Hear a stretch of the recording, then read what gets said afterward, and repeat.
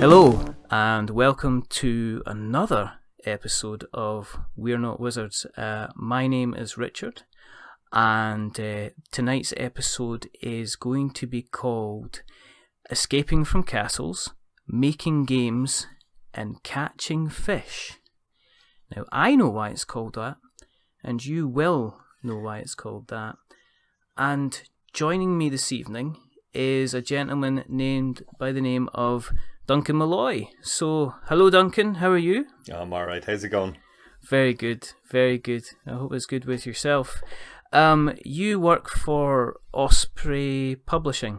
I do. I work for Osprey Games, which is part of Osprey Publishing, which is now part of Bloomsbury Publishing. So I'm, worlds within worlds within worlds. But I'm the games developer there, which is a fairly nebulous title, which basically means that I'm in charge of all the board and card games. Which sounds like a fantastic job. It's a pretty good job. It's a pretty good job. I'm not going to lie to you. That's good. Now, the reason that we do this, for anybody who's joining the show for the first time, and thank you for dropping by, is the reason we do this is because quite simply there is not enough podcasts about board games. And there's also not enough podcasts where it's just two guys having a good old chat. So, first of all, Duncan, do you want to explain a little bit about how you kind of got into games in the first place, got into the industry? I mean, what's your first memory of getting hold of some cardboard? God. Or as we like to call it, what Monopoly strategy did you go for? So, I mean, I played a lot of Top Trumps when I was very small. All right. Particularly, there was the very early sets that just had a set that was just dwarves. And there was like a bunch of sets of different, I don't want to say fantasy races, but like different cross-compatible fantasy sets, essentially. Okay. Myself and my cousins used to just shuffle the entire deck in together until you had a deck that was the size of about 4 or 5 sets of Munchkin. All right, okay, yeah. And just play Top Trumps. And as you know, if you've ever played Top Trumps, and you mightn't have if you're in the States, but it's essentially just a card with a list of 5 stats. And if you won the last hand, you just declare which stat that everybody's fighting with, and then everybody compares the card, and the card with the highest stat wins. Which is super, super, super, super simple. Slightly twisted by the fact that one of the cards is obviously better than all of the other cards in the set, and one of the cards is obviously worse than all of the other cards in the set. Yeah. And everything else just jinks around the middle. So I could go and try and find moments of game design nuance where Top Trumps works, but I won't, because it's a futile exercise. But the really formative stuff was probably Heroquest. Oh. Yeah, that's the one that really just bedded that desire in with me. Well, let's just change the subject of the podcast and let's just talk about Heroquest for an hour, because I do love a bit of Heroquest. My entire history is about Heroquest and getting into Heroquest, because that was my gateway bit of cardboard, I think. Really? Yeah. When did you get it? Did you get it when it came out? I didn't have it. I have an uncle who was about 18 when I was born. So when I was like right at the golden age of being impressionable. Yes. He's my aunt's husband now, but they were just out of college at the time. All right. And my first experience of it was visiting them, and they had an immaculate, really beautifully painted set. And he had myself and my brother, these just 2 kids to look after for the weekend. And he went, I know a way I can distract these 2 kids for literally the entire weekend. And Heroquest was cracked out, and it was all laid out on the floor of this relatively small terraced house in Cork. And it was just great. I'd never played anything like it. My main game influences come from all over the place, really. Sorry. I've coming down with a bit of a cold, so if I sound a bit nasally, I apologise. No, that's fine. That's fine. If you understand the way I talk, I can't. You'll be fine. Fair enough. You know. But I'd like. Sorry, go on. No, you were saying that it helped form. So you played this with your uncle. You never played anything like it before. What struck you? Is it just so it was so completely different? Because when I played it, it was a case of you were used to a board just being like the arena where you played. You weren't used to the board with a level of interactivity that it had, because there was maps, and there was little boulders, and there was little doors, and there was furniture, and it was and there was a story as well. It wasn't just make as much money as you can, or get to the end by rolling a 5 or whatever. Yeah, it felt alive in a way that a lot of the rest of them didn't. It felt active. And I mean, these are like really, really basic things now, but I could project onto it emotionally rather than having the emotion of the game be just directly dictated by interacting with the other people around the table.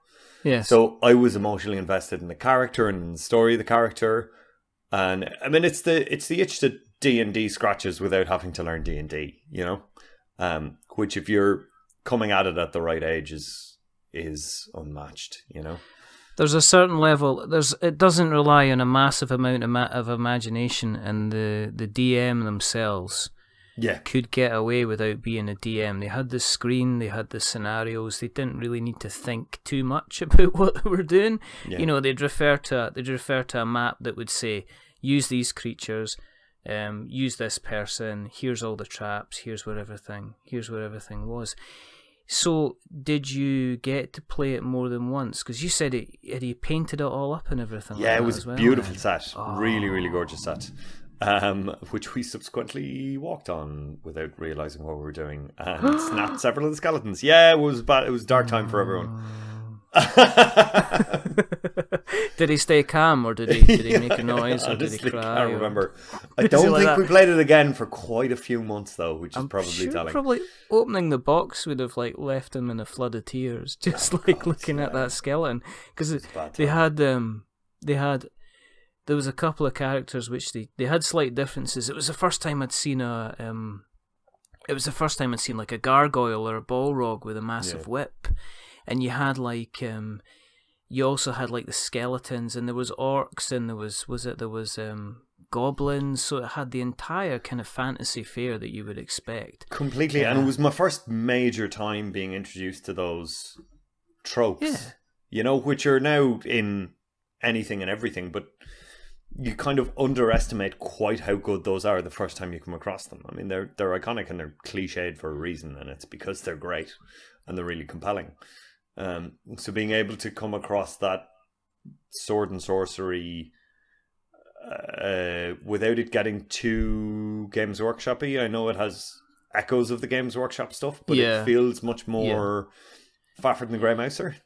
Well, there was a little flyer inside that said, if you like this, then consider these other kind of other games as well. But did you get your own copy of Heroquest after your, it was a long time after the fact before I got my own copy of Heroquest. I was college going age before I got my own copy of Heroquest. But that copy was brought around and circulated quite a number of times, and we got quite a lot of play out of it. To the extent that my brother turned 30 2 or 3 months ago, and to surprise him for the weekend, we were bringing him up to Oxford and told him we'd take him out, but we actually just got a load of beers in, a load of food in, and decided we were going to play through this campaign from start to finish. The very first one, the whole base one, the whole base campaign on a Saturday, and it was the best crack I've had on a Saturday in a very long time. Did you get any of the expansions at all? Did you ever play? I think there was a couple. There was the Against the Ogre Horde, and then there was the Wizards of Morcar. I don't know. I can't remember as well. Although Skaven might have been Advanced Heroquest. I didn't because he just didn't have them, and subsequently I haven't been able to find them for anything less than one of my kidneys. So. It's that, and I mean, I've got HeroQuest. I've got HeroQuest Advanced, which is HeroQuest, but it's got some of the guards characters and the little mini soldier characters, because that was very, very rare. It only came out it wasn't out that long, and then it wasn't advanced Heroquest, so it wasn't kind of Heroquest moving into kind of like almost like the Games Workshop rule set. It was kind of Heroquest Advanced, so it was using the same rules, but it had some kind of more figures, and it had some slightly different kind of qualities to that. So, did that kind of shape you kind of moving forward? I mean, you're in you're obviously moving into college. Did that start your kind of year? Yes and no. Like, I adore board games, but they're not all that I'm into. I'm a massive comics nerd. All right. Only salvaged by my own limited disposable income. So what are you? Are you a DC? Are you a Marvel? Are you a both kind of people, or do you pick up more of the obscure stuff? Traditionally DC, now more of the obscure stuff and a bit of Marvel stuff. But what I think the things that have influenced my games and the games that I've been working on and the kind of approach that I've taken to them have been much more diverse than much more diverse than just the board games I liked when I was a kid. Like for years before I got into working in games, I worked in theatre. And I actually got into games through game design for live events. So I've got a lot of I try to think a lot about the way that people will sit in a room to play the game and the kind of atmosphere that the game will create in the room. Yeah. And then think about kind of different wider influences in terms of genre or theme that will affect things in interest. Like, I played an awful lot of Monkey Island when I was a kid. Like, if I'm going to introduce comedy to a board game, that's the back of my mind that I'm drawing on. Do you know what I mean? I'm like, the influences are coming from a huge number of different places, and part of the reason I love board games is part of the reason I was in theatre in the first place rather than TV, because I was doing a bit of writing, a bit of what probably could charitably be called acting, but wouldn't necessarily be described as that if you were in the room at the time. Is there video evidence of you treading the boards at all? Or is none that I'm going to reference. None that none that still survives that you haven't managed to track down and destroy. But I used to do a bit of writing as well. But what I particularly enjoyed about theatre, separate to TV or film, was the sense of the atmosphere in a room. And really what an actor's job is, other than just not forgetting the lines and not knocking stuff over, is they're kind of conducting the energy in the room. So the audience comes in, the audience kind of sets the tone of the atmosphere, and it's the actor's job to play with that atmosphere to give the audience the best experience that they can. And for me, that's the part of it that I loved, and that's why I'm in physical games now as opposed to digital games, because I'm not saying that one, is inherently superior to the other or inferior, but the part of game design that interests me the most and that I'm the best at is playing with that atmosphere, and the bit that excites me the most is the atmosphere of a bunch of people around the same table or sitting around the same living room, and how you can play with the energy in that room and the kind of tension and the excitement and the ways you can try to generate that to make that the best experience people can have for whatever amount of time that they've put by to play the game. So how did you get into becoming or getting involved in the likes of Osprey Games? The short version of it is a job came up and I applied for it, but the it's always a there's the romance there, folks. You heard it first. The long version of it is I was working in theatre for years, and I'd been slowly drifting into what's probably best described as live games. Right, okay.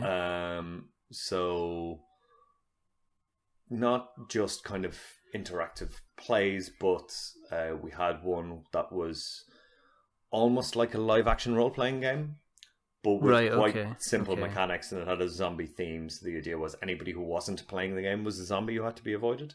All right, okay. Yeah.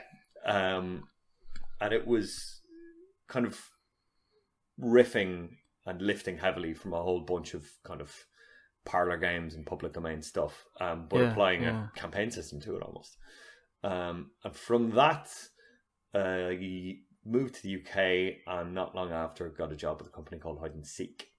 Were, amongst other things, were artists in residence in the South Bank, and did a bunch of games for live events. I did a game in Kensington Palace. I did a couple of games in Kew Gardens. Really big scale, really, really fun and exciting stuff. But also had been doing some physical games for them and working on some digital stuff in the background, like level design for tablet games, kind of story design for games, that kind of thing. And separate to all of that, what had paid my way through college while I was doing the drama was working with my dad, who ran a furniture shop. So I had quite a lot of hands-on experience of the manufacturing industry and manufacturing in the Far East. Oh, right, okay. Yeah. Okay. So there were these... So you're going to say you had a lot of experience doing furniture polishing and showing people a good sofa. Well, I mean, a certain degree of that as well, but I'm trying to keep it to the relevant bits. I'm very, very good at loading. Irrelevant's very good as well. At the moment, I'm really impressed with the fact it's completely on point. So, but what it meant was that I was able to go to Osprey and be kind of a jack of all trades to an extent. And I don't mean to self-aggrandize. Like, I got lucky in finding them. But I've been really, really enjoying the job, and it's been going quite well so far. We officially launched almost exactly a year ago, the end of September last year. Yeah. And since then, we've brought out 1, 2, 3, 4, 5, 6, 7, 8 board or card games. That's pretty good going, which is an awful lot in a year. Yeah, it's a huge amount of work. So I'm a bit sleepy, but that is the only real satisfied sleepy though. Yeah. But it's been going really well, and we've got a bunch of really, really exciting stuff coming up for next year that I can't wait to get into people's hands. And we've brought Colditz back. Yeah, we're going to talk about Colditz. We're definitely going to talk about Colditz. Do you, because I'm really, really interested in it, to be perfectly honest, is there any games that when you get home from the office that you kind of chill out with, that you kind of enjoy playing? Because as we keep on saying, board games, everybody seems to be loving a bit of board games. I think The Guardian's now got its own little kind of specific column that it's doing on a weekly basis now. Is there any games that you would, you'd bring out and have a shot of? There are. To be honest, I get increasingly less time to play games for pleasure because of the sheer amount of prototypes that get pitched to us. Yeah. That it's just a huge amount of work of just constantly playing new stuff and new stuff and new stuff. So when I get the chance to play stuff at home, with the possible exception of Pandemic Legacy, which myself and my fiance are about 2/3 of the way through at the moment. How well are you doing? We have yet to lose a game, and we're on September or October. My goodness me. And it's made it so tense. We had a really, really bad run of luck in June, which made us panic and permanently made our lives difficult in a certain area of the world, and I won't get into specifics. Because you don't want to spoil it, just in case you spoil it for other people. It's like, oh no, June comes along and all the leaves are poisonous. All of them, everywhere. If anybody goes near a leaf, then they die, basically, kind of thing. But what it's given us is it's rather than us going, oh, this is quite simple, because we've always won, but we've never comfortably won. or at least very, very rarely. So we now desperately want a clean sweep. So rather than making the game feel less tense, it's actually making it much, much more tense whenever we're playing it. Are you kind of like sitting there at the box and you look across to your fiance and you're saying, "Are you ready?" And she's like, "No, not gonna happen. I'm not up for it tonight. I don't know if I can deal with the stress." Literally, what will happen is we'll plan it out, kind of probably a week or two in advance. We'll have eaten dinner fairly early. We'll pull all of the blinds, open a bottle of wine, and Chrissy will find the longest mix of Hans Zimmer music that she can on YouTube. Oh, right, okay. And we'll run it out through the speakers, so we're just being battered by this ridiculously dramatic series of film scores. And we'll just crack into it. And like, she's fine. I get super, super tense, which makes her giddy. But it's great fun. Do you feed off each other's kind of vibes? At the end, are you quite happy to put the lid down back in the box and go, phew, let's go and do something less tense. Let's go and play out in the traffic for a bit, because that'll be fun. I mean, is there anything else that you've played? Well, that one aside, I mean, we play Codenames an awful lot, just the two of us. So we kind of played as a score attack. Okay. Which I've been really enjoying. But it's nice to just play more low-key stuff to switch off. I played Consulting Detective over the weekend for the first time in ages. I've heard some really, really good things about Consulting Detective, but I've also heard it's harsh, and Sherlock Holmes is as condescending as you can get. He's Holmes. I mean, it's tough, but it's not unfairly tough. And I think there's still... Excuse me, sorry. There's still pleasure to be gained from it. Mm-hmm. Even if you're not good at it. You can ignore the points entirely if you want and just lean into the fiction more and more and more and more. Yeah. Or you can decide, I'm going to be as efficient at this as I possibly can, and really put all of your time into... So I should explain how the game works. I don't know if you... We've not covered it, no. I mean, we've not covered it, and I guess one of the things that we like to do if you go, if you want to touch on it about, The short version of this story is, if you have a spare 30 or 40 quid, go and buy Consulting Detective. But the way that it works is you have a series of casebooks, and at the start of the casebook, it'll give you about 2 A4 pages of, this is the setup for the mystery. And then it'll just abandon you. So it'll say, my husband was killed during the night, but the door was locked when I tried to go into him, and I found him there and he was murdered. Yeah. Such and such a thing is a detail of where he works. And that's literally all it will give you. And it'll give you a map of London. It'll give you a directory of names and where all of those people live. And it'll give you a booklet with grid locations. So you can look at the map of London and go, okay, well, the coroner's office is here. I want to figure out what the actual cause of death was, because it mightn't have been what she thought she saw. Yeah. And then you just look up the reference in the book for the coroner's office. But it doesn't hold your hand at all in a way that's liberating rather than terrifying. So the first time we played it, we immediately got captivated by the idea of, I reckon this is a red herring, let's go and talk to such and such, let's go and talk to such and such. And it was like the third or fourth clue before we actually went, maybe we should visit the scene of the crime. I think it's this person, I think it's this person. Let's go and see who's been murdered. Exactly, first. Kind of thing. The game's afoot. It's like, no mate, you got to get your shoes on first. There's not even any slippers as far as this game goes. But what I love about it is, like, if you want to try and be really clever about it. So sorry, once you think you figured out what it is, you go to the end of the book, and it'll ask you a series of questions like, who do you think the killer is? Mm. And then some incidental information that could relate to motive or could relate to why you don't think it's a different suspect or whatever else. And then you're given a score then based on how many clues it took for Holmes to find out. And sometimes Holmes just gets it so quickly that you'll never compete with it. And then you're given bonus points for ancillary information that you found out. So you don't have to just plow through it as quickly as you can.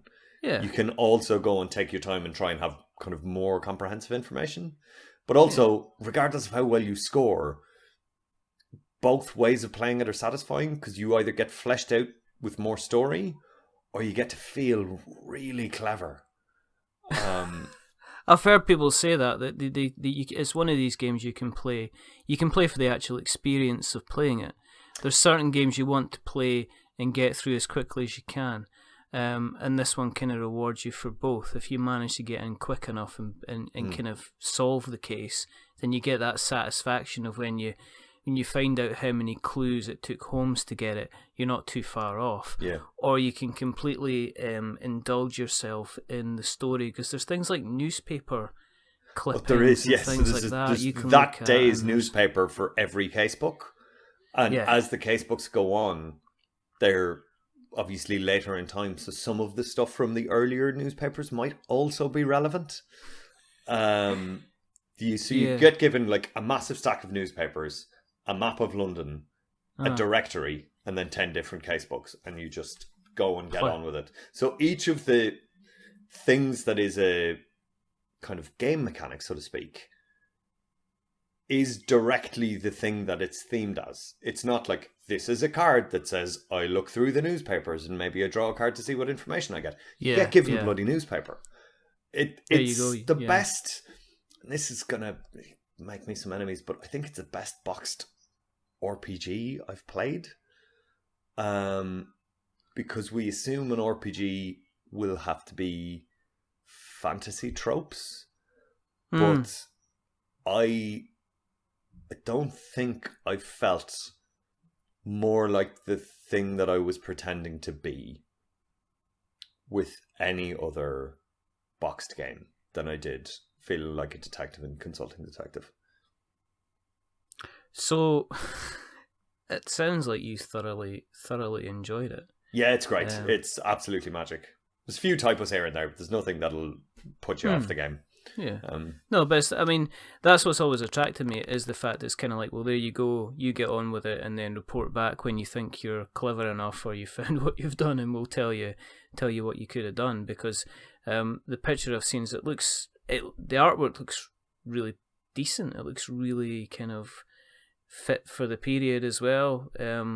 It just looks like a whole load of fun, and you're tempting me now to go out and get it. Damn you, sir. It wobbles in and out of print as well. It's one of those things that really irritates me as somebody who buys board games and really garners my sympathy as somebody who publishes board games. So it is sometimes difficult to track down, but if you come across a copy, get it. And grab it with both if hands. you have a copy, once you've finished. I mean, it's like reading a book of short stories. Just hand it to your friends, you know? Or if you have a friend who has it, hustle that friend to finish it so you can steal it off them.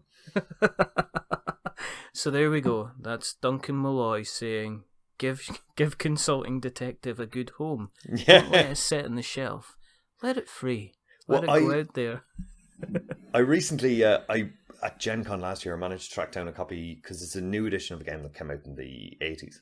Yeah. And I managed to track down a copy of the original printing of one of the expansions, which hasn't subsequently been reprinted. Oh, okay. And we had a friend over from Dublin, and I played one of those missions with her, having not finished the main game myself. And was able to just... Because I've realised I'm not going to have time to play any more of the expansion ones.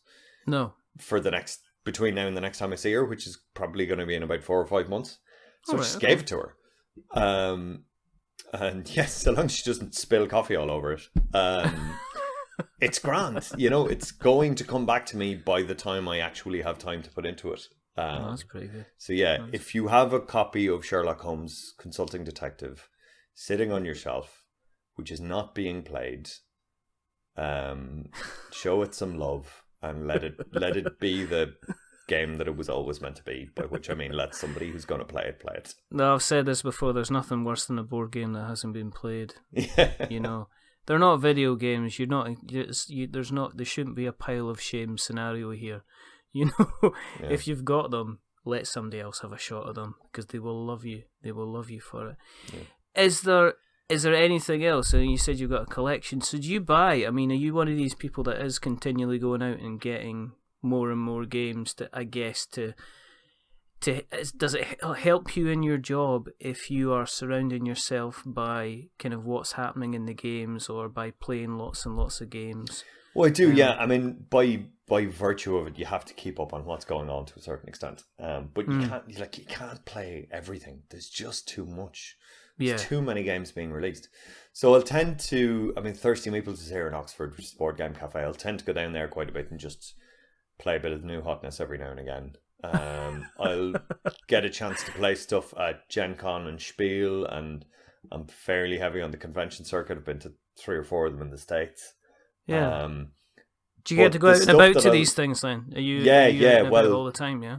And it's great. It's great, but I feel like I spend nearly as much time on the road as I do in the office. But so I wish I had more of my work time to dedicate to actually making the games and less of them to selling the games, but that's just life. Well, I mean, if you don't sell the games, then you can't make the games. Exactly. Exactly, yeah. No, it's unfortunately what it is. A vicious cycle. But the stuff, as for the stuff that actually makes it home from the office, because I store a load of games in the office, but the stuff that actually tends to make it home is stuff that'll either work well with 2 players or stuff that is really approachable. Because when I get home and I sit down to play games, I either want something really atmospheric, or I want something really relaxed.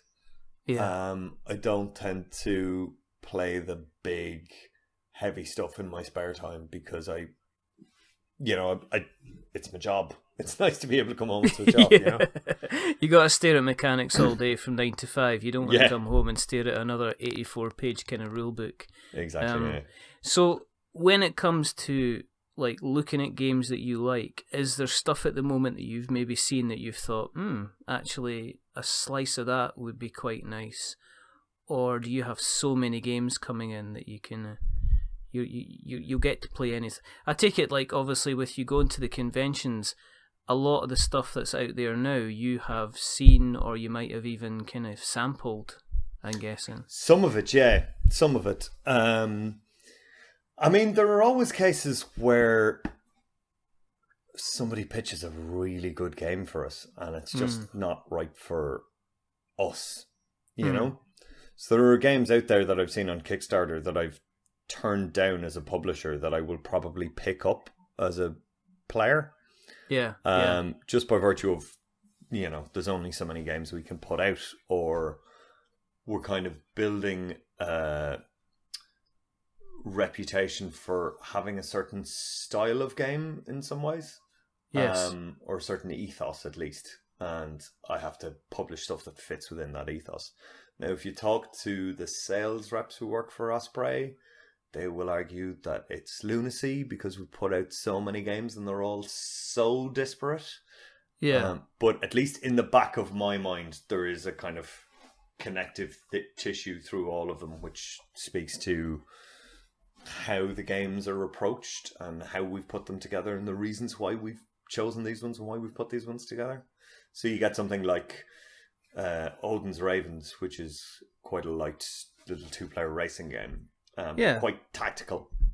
And then you have something which was the next release after it, which was the Ravens of Three Sahasri, which could not be more different for still being quite a small 2-player game. It's like a co-op, asymmetrical,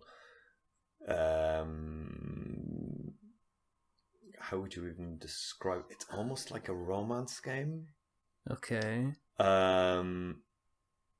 Where one player is in a coma and having her memories be destroyed by these demon ravens, and the other player is trying to wake her up. So you're drawing cards from the deck that represent her memories and kind of providing her with access to them by building them into a puzzle in the middle of the table. But you have a bit of a push your luck element, because if you draw too many, the ravens will start to appear and start to eat cards and remove them from the game entirely. And then if this is quite a new one, isn't it? This one came out in May, yeah. And then the other player, Ren, is trying to wake up, so she has a bunch of face-down cards which she has to make into sets, but she can only take cards from the puzzle in the middle of the table that Feth, the player who has access to the deck, has made. So when she's taking cards from the middle of the table, she's kind of trying to say, because the numbers of the sets have to match up with her face down cards, but she also has to make sure that the colors in the puzzle match the colors in her face down cards. So if she's taking a red 2 out of the center of the table, hypothetically, is she saying, I needed a 2, or I need there to be no reds in the puzzle because that doesn't match what I've got? Yeah. And at first it seems quite obtuse, and it can seem like the one player who only gets to just draw a single card on her turn is quite kind of uninvolved, but that player has a world of work to do with a very limited selection of actions. And we also, just to even more densely complicate what is ultimately a 40-card game, we put a little legacy system into it, whereby the level of difficulty of the game will rise to match your own level of ability. Oh, that's pretty cool. Yes, the first time you beat it, which is hard, you open the first sealed envelope and you get a little bit more of the story of the characters, and the game gets a little bit harder. Do you think Legacy is the way forward for that some people are trying to grasp with board games? And do you think that's kind of what a lot of people are shooting for with after the success of Pandemic Legacy? Or, I mean, Legacy isn't necessarily a new thing. The way that it's approached in Pandemic Legacy and in Risk Legacy is, but I mean, it is a destructive campaign system, and it's fair to say that what's in the Ravens of Three Sahashri is like a micro campaign system more than a micro legacy system. Yeah, but it does change some of the core underlying rules of the game. So legacy felt like the better word to put in it. But I mean, I think it's going to change what some games would become, but it's not going to consume all games. No, I don't think everybody will like a legacy game. I think the actual term legacy in some ways can put people off, because I've known of people who wouldn't play a legacy game quite simply because they like a game as it is, with its set rules, with its set, how they're going to play it. Yeah, totally. And they don't want to rip up cards, or they don't want to write stuff on cards, or they don't want stickers and stuff like that. But I guess that's how some people play it. I mean, on average... And I get that, but I mean, ultimately, like, it's going back to Heroquest. Like, it's a campaign system at the end of the day. Yeah. And while the destruction is a really, really fun, in-the-moment element, like, you don't... Having gotten most of the way through Pandemic, you don't really have to destroy any of it. And if you just put them to one side, can't you? If you just want to play Vanilla Pandemic, you can still play Vanilla Pandemic with all of the components you've got at any stage along the way. Yeah. So, while I understand, particularly in an industry where stuff goes out of print so regularly, while I can understand people's fears about kind of being able to play it in the future, for me, my fear would be, is there a chance this experience will disappear? More than, this experience is finite and therefore somehow inferior. I mean, but I come from a theatre background, so of course I'm going to have that opinion. Do you know what I mean? Yeah, but then on the other side of it, how many times do you actually play a board game that you own? I mean, I've got a shelf full of board games. Colin's got a shelf full of board games. And one of the reasons, funnily enough, one of the reasons that we do the podcast is quite simply when me and Colin are talking, we have selected a couple of games to play. Now, they're not necessarily games that we choose. Sometimes it's a case of I've had this game so long that I am embarrassed that I haven't played it before. Yeah. And so, that's why one of the reasons why the series is there in the first place. It's like, last time we played, we picked like Taj Mahal, and we picked Galaxy Defenders. Now the reason's quite simple. We've both had those games for probably the best part of over a year now, and neither of us have actually got them off the shelf, because what's happened is that other games have come in and we've been playing, Pixel Tactics. We've been playing kind of, Whitechapel and things like that have come along, which have just seemed a little bit more exciting at the time. But, I know exactly what you mean. I've got a copy of Arboretum that is burning a hole in my desk. Yeah, exactly. And so that's why we said, when we pick the games that we're going to play, we're not necessarily picking them from we have to play this game. We're more picking it from it's a slight slant on how we say it, which is, we have to play this game, because otherwise, what's the point in having it? You might as well just sell it on to somebody else who is going to get, kind of good use of it. Which is why, you might as well. You might as well. And it's no, because I think about this a lot, and it varies from game to game that we publish. But when you're buying a game, some people are buying an object, and some people are buying an experience. So to some people, they are buying the beautiful components and the really gorgeous artwork and the miniatures, or the nicely finished wooden pieces, or this gorgeous looking box, or whatever else. Well, Scythe, Scythe comes into that, isn't it? Exactly, yeah. That's an overall that's a beautiful looking game. Just stunning. And other people are buying, this will improve X amount of time that I spend with my friends. Yeah, exactly. And realistically, in board games, everybody is somewhere along the spectrum of those two, and both of those play into all of their buying decisions. But I think the strongest argument I've seen against Legacy, and you see it predominantly on something like Board Game Geek, is the people for whom the object trumps the experience, or the people for whom the idea that the experience is not repeatable means it's an inferior experience. And while I understand those people's points of view, I don't necessarily think that they're correct. Yeah, well, it's kind of a case of, why would you read a book or watch a film if you knew that after that you would never be able to watch the film or read the book again without having some kind of former knowledge of it? Yeah, so why own DVDs if you're only ever going to rewatch the film once every 5 years? Yeah, exactly. I mean, everything that you have is on sale on the site, Yeah. And the shipping rates from the site are really reasonable. You're not allowed to advertise. That bit'll get cut out.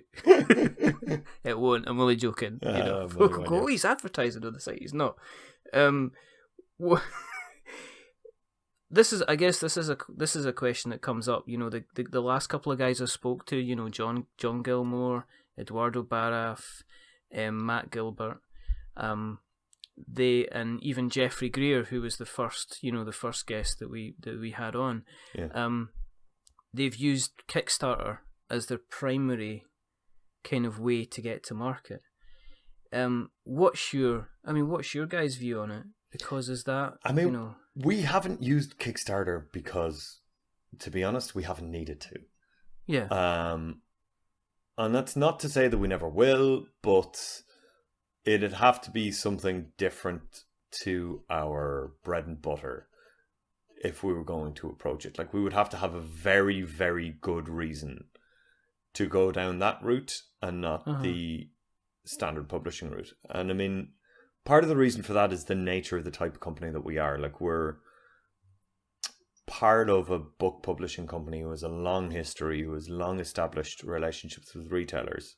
Yes. And who already has the kind of customer base and supply chain. You've got your route to market. I mean, exactly, yeah. So we don't need it as such. And I think it would be, unless we had a very good reason, I don't think we would need to take that other route to market. Well, so I think Matt Gilbert said to us that one of the reasons that they're looking at Kickstarter just now, but one of the things they are looking to go towards is building up the kind of the route through the suppliers instead, basically. Yeah. So they I think they are looking to get what you already have, which is you have that kind of the route to market and the ability to kind of go out. Because for there's the part of the business you obviously deal with the board games and the card game side of things, but you're also responsible for Frostgrave, if I'm right. And we do Frostgrave. We do the books for Bolt Action. We do a huge chunk of wargame stuff that I'm not directly involved in. But that's. I mean, it was the strength of Osprey's wargame output that got Osprey Games created an imprint in the first place, and that in turn has created the opportunity to work on board and card games. So without the wargames, we wouldn't even be at the races. Yeah, but I guess it gives you the freedom to be able to, in terms of risk, to be able to say, I can actually, let's try and put this out here and see what happens, because you can put it kind of out there, can't you? I guess it means we can back ourselves a little bit as well. We can take a punt on a print run because it's not coming directly out of our own pockets. That being part of a bigger company means if we don't sell that extra 500 copies, it's not going to cripple us, you know? Yeah, that's cool. Yeah, I'm not going to be happy, but I'm not going to be out of a job. And that it is that opportunity. I think that's the thing that the direct market gives you that Kickstarter doesn't, unless you build in direct market relationships afterwards, which is sustained regular sales across a period of time. And I'm sure I'll be proven wrong. And in fact, as I think of it, Cards Against Humanity is the kind of exception that proves the rule in some ways, because that continues to do better and better and better and better and better. Yeah. But there are quite a lot of Kickstarter games which fade away, not because they're not good games, but because they're not in the ecosystem much anymore. Oh no, I know that. There's games that you run. I mean, you get you build up your campaign. You put it down as 15,000 to get the campaign up and running. You fund very well. You fund up to 50 or 60,000 pounds, but you are, at the end of the day, you're only making 50 or 60,000 pounds worth of product. Yep. And unless you're then able to push that into kind of retailers and things like that, your game could be the best game ever, but it might kind of sit where it is and be, oh, do you remember that? Yeah, I've got a copy of that. And you end up kind of maybe floating about kind of eBay and Amazon of this world if you're kind of lucky. Yeah. But yeah. So obviously Kickstarter will be suitable for some people who are wanting to find out about your latest game. This is quite exciting. Escape from Colditz. Go and tell us about Escape from Colditz, Duncan, because we've been doing the pre kind of Colditz build up for the last 45 minutes. So. Okay, well, I mean, this is a UK podcast. We don't need to explain what Escape from Colditz is, do we? No. Okay, good. No, we don't. So we're bringing Escape from Colditz back, guys. It's coming out next month. We're having a pre-release at Spiel, which is next week now, which is terrifying. That's so soon. Right. Oh God. And then it's officially out the end of next month. The end of this month. So is that the end of October? Yeah. So that'll be either in a couple of days or a couple of weeks away, depending on when. Yeah, depending on when this comes out, really. Check Amazon and you can probably get it by the time you hear my voice. But it's something I'm really, really glad I've had the chance to bring back, It's such an iconic bit of gaming history, So we wanted to, once we realized we had the opportunity to bring it back into existence, I suddenly became quite, once I got over the initial excitement, I don't want to say nervous, but careful. Because no more than Heroquest means a lot to you and I, yes, Colditz means an awful lot to a very large amount of people. And when you're dealing with a new edition of a game like that, a game that was so iconic and so widespread, yes, and a game whose memory has kind of been untarnished by virtue of it being unavailable for so long, then you really, really have to be sensitive to people's history with the game. Not just the designer's history, but the audience's history as well. Yeah. So what I wanted to make sure I did when we were looking at how we were going to approach it from a kind of production point of view and an art direction and design and then mechanical design, I didn't want to change the core of what it was. I didn't want to change its heart, you know? I wanted to give people something that felt like the best version of the thing that they remembered. Did you find yourself either second guessing yourself when you're going through kind of notes and going through ideas on mechanics and stuff like that? Did you, because there was such a legacy, to excuse the pun, all the time, yeah, did you find you're kind of sitting there going, now, what would Major Pat Reed have done? Kind of thing. And luckily enough, done, you know? And I know this is, I was blessed. I know this sounds ridiculous, but Pat Reed designed it. Pat Reed co-designed it with Brian Degas, who was a very close friend of Pat's. They were both married to sisters at one point, and Brian actually wrote the Colditz TV series that was based on Pat's autobiography. Yeah.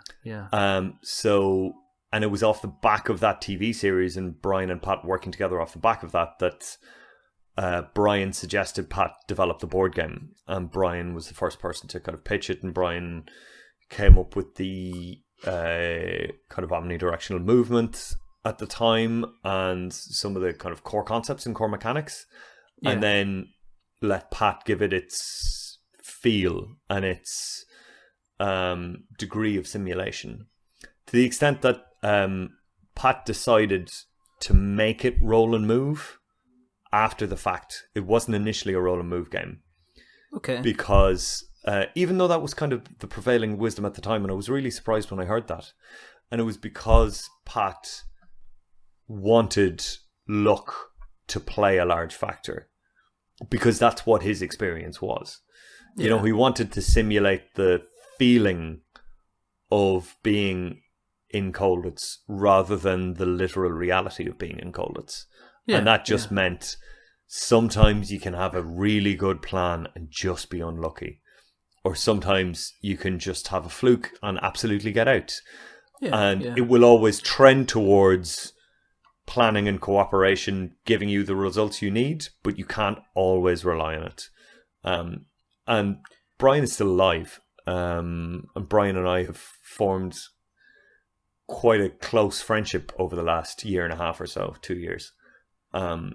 So I was in a fortunate enough position of not having access to Pat, but having about as close to Pat as you can get in one of his closest friends who co-designed the game to him or with him. So every single tweak we talked about or balancing change we considered or mechanical effect that we were thinking through, once we'd play tested it a little bit, I would literally just sit down and call up Brian and we'd speak for hours and hours and hours at a time and just talk through the reasons why we were thinking of making the decisions we were making and whether or not they were justified in terms of what Pat originally wanted the game to be. Yeah. So there's some little elements that just would have been in the spirit of things he wanted to do, but that wouldn't necessarily have occurred to him. There were one or two tweaks, particularly to the way that the tunnels work, whereby what Pat originally intended was not necessarily what was conveyed in the rulebook in the original. So in that case, we changed the rule from Brian's end rather than from my end. And it just allowed us to take kind of small incremental steps towards a version of the game that still feels the same as the original, but is just slightly tweaked and slightly tightened here and there, partially to keep the playtime slightly shorter, but partially to kind of just get to the action slightly more quickly. Yeah. And I've been as hands off as I can be, because that's... So we talked earlier about people wanting experiences and wanting products. And the experience that people want when they played Colditz is the experience that at least for a certain degree of the market, the people who grew up playing it, they want to be able to recapture that experience. So absolutely. My job is not to change that experience, it's to highlight it. And a lot of the stuff that I can change in the place where we can really, really add to the experience that people are having is in the sense of having a really beautiful object. So it's just really gorgeous. It's big and it's heavy. The board is oversized. We've tried to give everything a feel of either inspired by Pat's autobiography or inspired by the original edition of the game. So because you got the history. I'm just reading this. You've got the history book in there. You've got replicas of some of the artifacts from the prison. Yep. You've got 100 illustrated cards, and you've actually got 56 wooden playing pieces.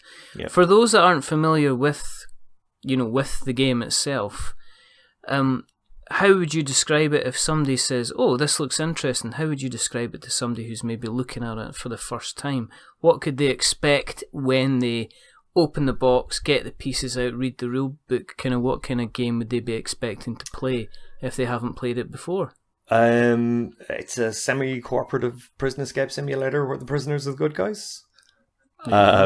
So it's a kind of tactical game whereby you are a kind of shockingly historically accurate tactical game whereby you're playing what were known as escape officers. So in Colditz, which was the Nazi prison camp where they sent all of the prisoners of war who had escaped from other Nazi prison camps to confine them in what they thought was their highest security location. There were so many escape attempts because there were so many different Allied nationalities stationed there, prisoned there, that each nationality eventually nominated an escape officer who would coordinate their own nationality's attempts and compare notes with the other nationalities' escape officers to make sure no two escape attempts accidentally outed each other, as very nearly happened on a number of occasions. Coordinating them. So literally. Where you go? So the I'm escape going through the officers... laundry chute. Where are you going? You're going through the river. I'm not doing that. We were going to do that Tuesday. Well, you can't do that Tuesday. We were going to do that Tuesday, kind of thing. That's an almost literal description of what used to go on, except it used to be over the period of weeks rather than a period of days. So the history of it is absolutely amazing. But what plays out in practice is that you have a group of prisoners of your nationality, and how many prisoners you have depends on how many players are playing. And you can send your prisoners to different areas of the prison to fabricate the types of things you might need for an escape. So you can forge a key in the dentist's office. You can go to the chapel to try and create a bit of rope. And each piece of rope will allow you to get down a 30-foot drop. So to be able to get out of one window of the castle and then across the courtyard and then down another drop, you might need 3 pieces of rope. And and you're kind of slowly moving around, gathering equipment and planning your routes, as the guard is just trying to keep an eye on everybody. And as soon as one person makes an escape attempt, suddenly activity will tend to explode across the board, because each of the prisoners has an individual win condition of just get 2 of your prisoners out. But realistically, none of you are going to get very far unless you're helping each other to outwit the guards slightly, because your highest chance of escape comes from the guards being distracted by somebody else's escape attempt. Yeah, okay. So it's semi-cooperative in the true sense, not in the sense of like, there's a traitor and he's secretly working against you, but in the sense of, I need to accomplish something. And in order for me to have any chance of accomplishing what I need to do, I need to give you a leg up in accomplishing what you're trying to do as well. There's a real passion in your voice when you're talking about it. I mean, I think the last time I heard, well, the times I hear about this is when you're talking about people who have taken the time, the blood, sweat and the tears to design their own game, because you can tell there's an emotional investment kind of in your voice, which is, and I've spoken to quite a few people involved in game design, not all of them on the podcast, but you can really tell that this means probably a little bit more to you than the normal kind of maybe the potential other jobs that you've been involved in. Well, I get really involved in it, and particularly in Colditz, because I've put so much work into it over such a period of time. Yeah, we've really just tried to fine tune every decision that we've made. Is this like a real labour of love for you now? It is. It is, and it's kind of become. I feel like I've become kind of emotionally involved in the game's history as well, because it's so real. I mean, I'm literally at this point, like, I'm talking to Brian, who was friends with all of the escapees from Colditz, because he became quite close friends with Pat. Yeah. And out of that developed relationships with most of the British escapees. And I've had this opportunity to be part of this quite important part of British games history. And that's both really exciting, but also kind of a responsibility as well. Yeah. And I don't want to... With great game designing comes great responsibility. Yeah. I bet they never asked you that question at the interview. No. So, Duncan, how do you feel about getting involved with designing a re-release of what could be considered a very, very important game in British gaming history? And you're like that, is this a trick question? Yeah. But I mean, this was being developed alongside D&D. Yeah. So it's... To play it now, you think, this is just a game design, or this is a game of its time. But this game was so far ahead of its time, in a time when most games were just edging out of roll and move around a board, kind of Monopoly, Snakes and Ladders, Ludo variants.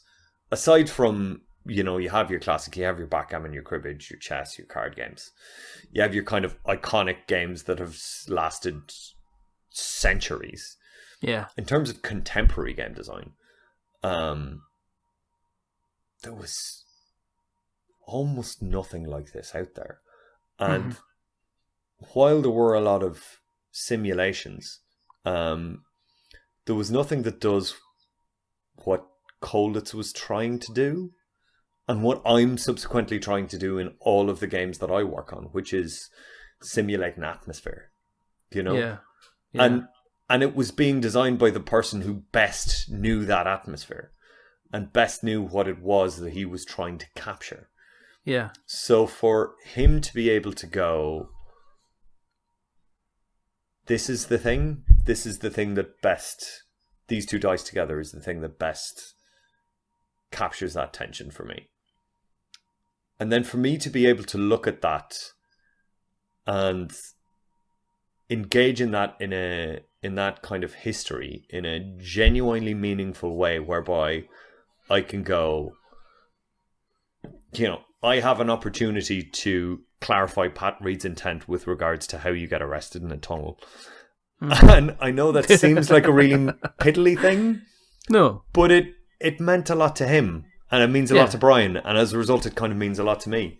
Yeah. And I really needed to do really well as well. I really hope the bloody thing sells. I think it will. I mean, it's beautiful. Peter Dennis as well, the artist, and Steve and Elisa, who are part of the production and design team on it, have just really poured their hearts into it as well. So it looks really beautiful. Yeah. It looks fascinating and interesting, especially where it is in kind of the history of the games. And we'll make sure, obviously, there's a link in the show notes. So if people are, have just a quick look. And it's on the site just now, and it's £50. It's 50 quid. Which, I mean, that's standard fare for a decent game. Look at it this way: it's cheaper than one of those horrible console type games, and you're getting involved in something that's kind of like a little bit of history, which is always quite good. Well, we wanted to go all out in it. Like, the board is huge. There's all of the pieces are wooden. The pieces are all color matched to the first edition. Pantone color matched. We've put in hidden stuff inside the box. We've taken the time to get the texture on the outside of the Red Cross box to match as closely as the texture of the first edition one as we could, while still being sturdier. So it's not actually made out of that cheap card, but it feels like it is. It'll just hold together for longer. We've really gone all out on the look and the feel of it, When you got to the point when you finished it, and did you get handed a finished copy of it? Do you remember what happened when they said, okay, this is it finished, this is it all done? Have you had your hands on an actual finished copy ready to go out there? Yeah, we got a copy around the end of August, and I've sat down and played it subsequently, and I've sat down and played it with Brian. Oh, right, that okay. Was great. How was that? It was huge, actually, and I got more of a buzz from being able to send him a copy in the post and getting a phone call from him afterwards than I did from playing it myself. But it's great. I mean, but I put I'm particularly invested in this game because of the length of time that we spent really finessing it. But I do feel this level of excitement for everything we put out. We really try and put this level of thought in across the board. When I think of something like, we were talking about the Ravens 3 Sahashi earlier. Yeah. We put that in a nice little embossed purple slipcase. That's a tiny little packaging, but it's really, really gorgeous looking, because that felt like it was the right thing for that game.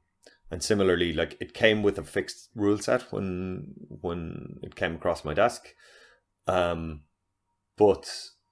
being able to add in a level of increasing complexity made the game both slightly more approachable, but also gave it much more longevity. And it meant that we were able to bake in story elements, which had been, this was originally priced like one of those limited print run, maybe 200 copy games in Japan. Yeah. And there were these little story elements to it then, but we were able to kind of rewrite some of those story elements coming from quite a personal place and bake them into the core game itself. Something like Escape from the Aliens in Outer Space, which is a game whose atmosphere that I absolutely adore. I've heard a lot of good things about this game. There's a couple of people that I've been speaking to that adore Escape from the Aliens in Outer Space, and it's one I've I've had definitely a lot of people rant and rave about it. How much good fun it is. So we changed. So it's a horror game. It's like a hidden role game and a hidden movement game. It's basically Fury of Dracula, but there are 4 Draculas, and you don't know who's who. But what we changed about that, we changed nothing mechanically about that, but we gave them these kind of hard, dry wipe map boards, so that everybody, because it's quite a tense game, everybody can kind of sit back in the couch around the room and just give each other side eye all of the time without without having to lean down on something to make their notes. We kind of put the thought in on that level of how do we maximize the atmosphere that this game already does a good job of creating. Yeah, I mean, it's kind of allowing people to keep an eye on everybody without making it obvious that you're kind of keeping an eye on a kind of a central map. Yeah. At the kind of the same time, which is. And I mean, there was never a central map, but in the original printing of it, which was printed in English by an Italian company, but it was loose sheets of paper and pencils, right. And it was perfectly serviceable. It was still a really fun game, but it meant that everybody's kind of leaning over and leaning down and focusing on nobody being able to see their thing. Yeah. Rather than A, being physically comfortable while they were playing the game, which is important. And B, being able to focus on other people more than you're focusing on the physical components. And just trying to get those out of the way as much as possible. Yeah. No, it's good. It's good. So, basically, you can see everything that we've spoken about tonight on the website, which is ospreypublishing.com. If you go to ospreypublishing.com, you'll get there. If you go to ospreygames.co.uk, so it's Osprey is OSPREY games.co.uk. It'll bring you to the Osprey Publishing website, but it'll bring you directly to the game section of the Osprey Publishing website. And if you Google Osprey Games, there's a section you can select which is board and card games as well. Yeah. We've actually got a pretty decent Facebook presence as well, where we put up news there fairly regularly. So where if you search Osprey Games on Facebook, just Osprey Games on Facebook, you should track us down. Cool. And the Twitters, are you on the Twitters? We're on the Twitters. I don't know what our Twitter handle actually is, to tell you the truth. I'm pretty sure it's Osprey Games. Let's do a live search. Let's find out. Grab your jackets, ladies and gentlemen. Let's have a look. Here we go. Listen, I'm just springing this on you. I didn't expect you to kind of like. There appears to be a couple. War games, board games, card games, and dicing. It's literally just at Osprey Games. Okay, good. At Osprey Games, yeah. I thought it might be, but I didn't want to shout it just in case. You're checking these things, aren't you? Because you wouldn't want to say, no, it's definitely Osprey Games, and then people go to it and it's something about big birds catching fish out of lakes. It is definitely Osprey Games. Fantastic. Okay. Do you want people to be able to track you down, Duncan? I'm just at Duncan Molloy on Twitter. So, if you want to either thank me or complain at me for what we've done to escape from Colditz, by all means, give me a shout. But at the first, make sure you actually get the game first. Yeah. Read it, play it, then come to me with your feedback. You can only complain if you send me your receipt in the post. What we've done as well, even though we put so much craft into making all of the tweaks, the game is what the game is. So, we published our version of the rules, but the original rules are still in the box. We still printed those and included them. So, the game is still the game. And while we have made tweaks to the game that I feel increase the spirit of the game, and really match the original heart that it was going for. And I've put a lot of time into making sure that no changes are made that don't really amplify that. If you don't like it, you don't have to use it. At the end of the day, you have kind of got approval on the changes as well. It's all good. It's fine. It's been cleared off and stuff like that as well. Thank you very much for Thanks. that. It's been great. Again, Escape from Colditz Castle. Check it out. Give it a look. It looks, it's a classic. However, if you want to keep in touch with what we're doing, you can get us on Twitter, which is We're Not Wizards. You can get us on Facebook, which is We're Not Wizards. We're on Instagram, which surprisingly enough is We're Not Wizards. You can email us. It's magic@we'renotwizards.com or .co.uk. But the main thing is that remember that we are many things, but we're not wizards. Are we wizards, Duncan? I don't believe so. Are you sure? Take him to the interrogating room. Find out if he's a wizard. Listen, thank you very, very much. No worries. For, good to talk to you, man. Coming along tonight. It was fantastic. And anybody wants to find out anything, check out the show notes. There will be numerous. There will be many, but they will definitely be there. But until next time, it is a goodbye from me, and it is a goodbye from the rather wonderful Mr. Duncan Molloy. Goodbye. Auf Wiedersehen. We have ways of making you say goodbye. But that sounded more like Arnold Schwarzenegger than, anything else. But, close enough. Okay. We'll leave it in. They'll never notice. Bye for now, everybody. Bye. Bye, guys.